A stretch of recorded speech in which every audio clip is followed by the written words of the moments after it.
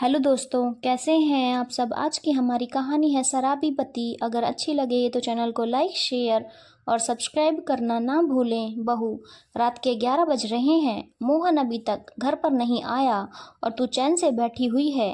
कैसी पत्नी है तू, अपने पति को संभाल कर रखना भी नहीं आता। उसे फ़ोन लगाकर पूछ तो सही कि कहाँ है और कितनी देर लगेगी उसे आने में। सरला जी अपनी बहू इंदु को डांटते हुए बोली, मुझसे क्या पूछ रही हैं माँ जी आप। आपका बेटा कोई छोटा बच्चा तो है नहीं कि यहाँ वहाँ गुम हो जाएगा। वो बेटे तो आपके हैं। आप फ़ोन लगाकर पूछ लीजिए कि कहाँ रह गए। इंदु ने बेपरवाही के साथ जवाब दिया, हाँ मैं तो माँ हूँ ना, मैं तो फ़ोन करके पूछूंगी ही कि वो कहाँ रह गया, लेकिन पत्नी होने के नाते तेरे भी तो कुछ फ़र्ज बनता है या नहीं कि तुझे यहाँ पूजा करने के लिए लेकर आए हैं। सरला जी ने पलटकर जवाब दिया, पर इस बार इंदु ने कोई जवाब नहीं दिया। इसीलिए सरला जी भुनभुनाती हुई अपने कमरे में आ गई और मोबाइल लेकर मोहन को फ़ोन लगाने लगी, लेकिन मोहन ने फ़ोन नहीं उठाया। ये मोहन भी ना कभी भी टाइम से घर नहीं आता, पता नहीं क्यों मेरी जान जलाते रहता है। सोचा था बहू आने के बाद सब कुछ ठीक हो जाएगा, पर नहीं, यहाँ तो बहू भी उसके जैसी ही आई है। पति से कोई लेना देना ही नहीं है उसे। अरे पत्नियां तो अपने पति को बांध कर रखती हैं, और एक इसे देखो। अब तक मोहन को सुधार नहीं पाई बड़बड़ाती हुई सरला जी वापस बाहर आई तो देखा इंदु अपने कमरे में जा चुकी थी। वो भी उसके कमरे की तरफ गई और धीरे से खोलकर देखा तो वो सो चुकी थी। सरला जी वापस बाहर हॉल में आ गई। कैसी औरत है ये, पति अब तक घर नहीं आया और उसे नींद भी आ गई, बेशर्म कहीं की। सरला जी ने फिर से मोहन को फ़ोन ट्राई किया, लेकिन मोहन ने एक बार भी फ़ोन रिसीव नहीं किया। आखिर वो थक हार कर वहीं हॉल में सोफे पर बैठ गई। रात को 12:30 बजे घर की बेल बजी। सरला जी ने भागकर दरवाज़ा खोला तो बाहर मोहन को नशे की हालत में खड़े देखा तो वो खुद को संभाल भी नहीं पा रहा था। आखिर सरला जी उसे सहारा देकर जैसे तैसे घर में लेकर आई और सोफे पर बिठा दिया। कहते हैं बेटा बुढ़ापे की लाठी होता है, इस बुढ़ापे में तुझसे सहारा देना चाहिए और यहाँ मैं तुझे सहारा दे रही हूँ।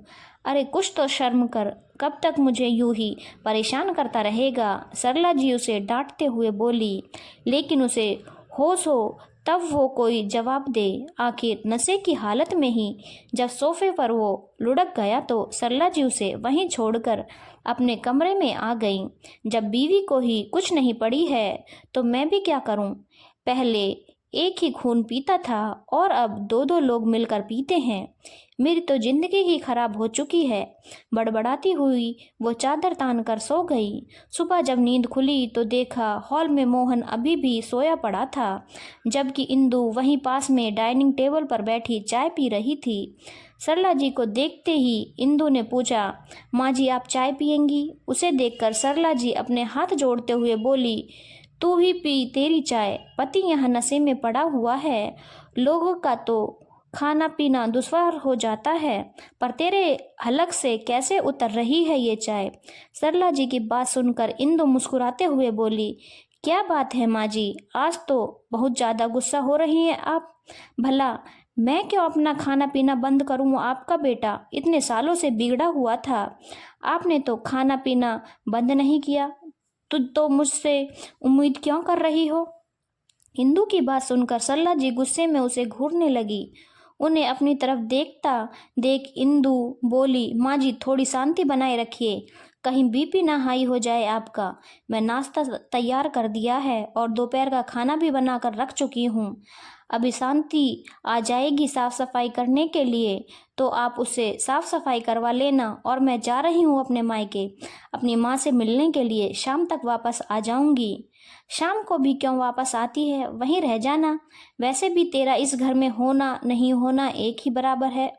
जो अपने पति को संभाल नहीं सकती वो मेरा घर क्या संभालेगी। क्या बात कर रहे हो आप माँ जी, वहीं रहने के लिए थोड़ी ना आपके बेटे से शादी की थी। बहू को तो ससुराल में ही होना चाहिए, यही तो संसार का नियम है, कहकर इंदु वहां से रवाना हो गई। घर से कुछ दूरी पर पहुंचकर ऑटो पकड़कर अपने मायके रवाना हो गई। ऑटो में बैठे बैठे उसे वो दिन याद हो आया जब वो इस घर में दुल्हन बनकर आई थी। कितने अरमान थे उसके, पर वो अरमान उस समय धराशायी हो गए जब मोहन शराब के नशे में धुत होकर घर आया था। शादी के ठीक दूसरे दिन उसने ये हरकत की। उसने हैरानी से सरला जी की तरफ देखा तो सरला जी ने बात संभालते हुए कहा था, अब बहू, थोड़ी बहुत तो हर कोई पीता है, पर तुम आ गई हो ना, अब तुम संभाल लोगी, इसीलिए तो उसकी शादी की है। सावित्री तो अपने पति की जान यमराज से वापस लेकर आ गई थी, तुम्हें तो सिर्फ उसे सुधारना है। सरला जी की बात सुनकर इंदु हैरान खड़ी रह गई। मतलब अपने बेटे को सुधारने के लिए उन्होंने उसकी जिंदगी तो दांव पर लगा दी। पूरी रात इंदु के दिमाग में बस यही बात चलती रही। दूसरे दिन इंदु पग फेरे के लिए मायके गई तो मायके वालों ने भी यही जवाब दिया, बेटा, थोड़ी बहुत तो आजकल हर कोई पीता है, ये तुम पर निर्भर करता है कि तुम उसे कैसे संभालती हो। एक पत्नी चाहे तो क्या नहीं कर सकती, और फिर इसके अलावा कोई कमी तो नहीं है, थोड़ा बहुत एडजस्ट तो सबको करना पड़ता है। पिता तो उसके थे नहीं, माँ ने जरूर इतना कहा, बेटा जैसी भी हो अपना घर संभाल ले, अगर तू छोड़कर भी आई तो तेरे भाई भौजाई रखेंगे, इसकी कोई गारंटी है क्या? जिन्होंने ये जानते हुए तेरी एक शादी शराबी से कर दी, वो तुझे यहाँ रखेंगे, इसकी तू उम्मीद मत कर। इंदु को समझ नहीं आया कि वो क्या करे, इसीलिए चुपचाप वापस ससुराल आ गई। अब जब भी मोहन शराब पीकर आता तो इंदु रोती परेशान होती, पर सरला जी तो चैन की बांसुरी बजा रही होती। आखिर बेटे को बहू के हाथों संभाल कर वो बेफिक्र हो चुकी थी। लेकिन अभी 2 महीने पहले मोहन ने शराब के नशे में इंदु की जमकर पिटाई कर दी, सिर्फ इस कारण कि इंदु ने उसे शराब पीने से रोका था। सरला जी ने उसमें भी इंदु की ही कमी निकाल दी। हे भगवान, एक पति तक नहीं संभाल सकती, पूरा घर क्या संभालेगी। मैंने तो ये सोचकर अपने बेटे की शादी की थी कि घर में बहू आएगी, उसे सुधार देगी, लेकिन ये तो उल्टा उसे परेशान करने का काम करती है। अब तेरे सारे नाज नखरे तो उठाता है, तेरे खर्चे उठाता है, फिर तू हर समय उसके पीछे पड़ी रहेगी तो हाथ नहीं उठाएगा तो बेचारा क्या ही करेगा। थोड़ा प्यार से संभाल कर जब मायके वालों से कहा तो वो लोग भी हमदर्दी जताकर चले गए। भाभी तो ये तक कहकर चली गई कि एक पति नहीं संभाल सकती तो कर ही क्या लोगी तुम, दोबारा लौटने की सोचना भी मत, हम अपने देखें या तुम्हारी माँ को रख रखा है, वही बड़ी बात है। सो इंदु ने सोच लिया कि जब रहना ही इसी घर में है तो या तो जिंदगी भर मार खाते रहो और रोते रहो, या फिर बेशर्म हो जाओ और अपना रास्ता खुद चुनो। इंदु ने दूसरा रास्ता चुना। इंदु को धीरे धीरे ये बात समझ में आ गई कि मोहन उससे लड़ता झगड़ता तभी था जब वो शराब के नशे में होता था, वरना वो तो इंदु से अच्छे से ही बात करता था। इसीलिए वो अब मोहन से जब वो नशे में होता ज़्यादा कुछ कहती भी नहीं थी। उसने 1-2 बार नौकरी के लिए कहा तो सरला जी ने हंगामा कर दिया। इसके बाद मोहन ने नशे की हालत में सरला जी के कहने पर उसके साथ काफ़ी गाली गलौज किया था, इसीलिए उनके सामने उसने नौकरी के लिए कहना ही छोड़ दिया।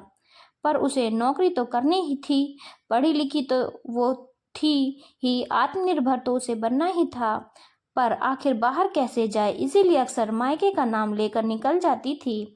अभी 1 सप्ताह पहले इंटरव्यू देकर आई थी, वहाँ से कॉल आया था तो आज वहीं जा रही थी।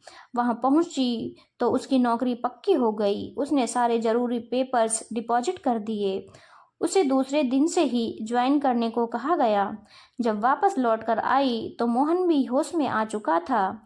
सरला जी गुस्से में बैठी उसे ही घूर रही थी। जैसे ही उसने घर में कदम रखा, सरला जी बोली, आ गई महारानी अपने मायके वालों से मिलकर, यहाँ सास और पति भूखे बैठे हों, उससे कोई लेना देना नहीं, बेशर्म कहीं की। सरला जी की बात सुनकर इंदु बोली, कैसी बातें कर रही हो आप माँ जी, खाना बनाकर तो रख के गई थी आपके लिए, फिर मेरा क्या इंतजार कर रही थी आप? इंदु, कहाँ गई थी तुम? अभी तुम्हारी मम्मी का फ़ोन आया था, तुम तो मायके पहुंची ही नहीं, अचानक मोहन ने कहा। मोहन की बात सुनकर इंदु ने मोहन की तरफ देखा और कहा, मुझे नौकरी मिल गई है, कल से ज्वाइन करनी है। हाँ, ये देखो, ये होता है औरत का प्रिय चरित्र। मायके का नाम लेकर पति नहीं कहीं पता नहीं कहाँ घूमती फिर रही है और हमारे घर की इज्जत को उछाल रही है। सरला जी बीच में ही बोली, माँ, मैं बात कर रही हूँ ना, आप क्यों बीच में बोल रही हो? तुम्हें नौकरी की क्या जरूरत है इंदु? तुम्हारी सारी जरूरत तो पूरी कर रहा हूँ। मोहन ने शांतिपूर्वक इंदु से पूछा। तब इंदु ने कहा, मुझे मेरे मायके का कोई संबल नहीं है, मुझे अपना संबल खुद बनना है, इसीलिए मैं नौकरी ज्वाइन कर रही हूँ। ताकि मैं अपने अंदर इतनी हिम्मत जुटा सकूं कि मैं आपके सामने खड़े होकर ये कहूं कि आप शराब छोड़ रहे हो या मुझे। उसकी बात सुनकर मोहन सकते में आ गया, जबकि सरला जी अपना माथा पीटते हुए बोली, हाय राम, पति को छोड़ने की बात कर रही है, बेशर्म, अपना घर अपने हाथों से ही तोड़ रही है। ऐसा नहीं है कि पति को सुधारने की कोशिश करे, बल्कि जो है उसे ही बिगाड़ रही है। बस कीजिए माँ जी, बहुत बोल दिया आपने। मैं कोई नशा मुक्ति केंद्र नहीं हूँ, एक इंसान हूँ जिसकी अपनी जिंदगी है और मुझे अपनी जिंदगी के बारे में सोचने का पूरा हक है। पर मैं इस रिश्ते तोड़ने से पहले इस रिश्ते को एक मौका देना चाहती हूँ। बताइए मोहन जी, आप नशा छोड़ेंगे या फिर पत्नी? मोहन काफी देर तक मौन रहा, फिर कुछ सोच समझकर बोला, ठीक है, जब तुम इस रिश्ते को एक मौका देना चाहती हो तो मैं ये मौका लूंगा। कब ज्वाइन करना है तुम्हारा नशा मुक्ति केंद्र? उसकी बात सुनकर जहां इंदु के चेहरे पर मुस्कुराहट आ गई, वहीं सरला जी बिल्कुल हैरान खड़ी रह गई। उनकी आंखों में आंसू निकल आए। आखिर इतनी कोशिश जो काम सरला जी नहीं कर पाई वो इंदु ने कर दिया। दूसरे दिन ही मोहन ने नशा मुक्ति केंद्र ज्वाइन कर लिया और कुछ महीनों मशक्कत के बाद उसमें वाकई परिवर्तन हुआ। उसने शराब पीना छोड़ दिया और आज सरला जी अपनी उसी बेशर्म बहू की नज़र उतारते नहीं थकती। धन्यवाद दोस्तों, अगर आपको कहानी अच्छी लगी हो तो चैनल को लाइक, शेयर और सब्सक्राइब करना ना भूलें।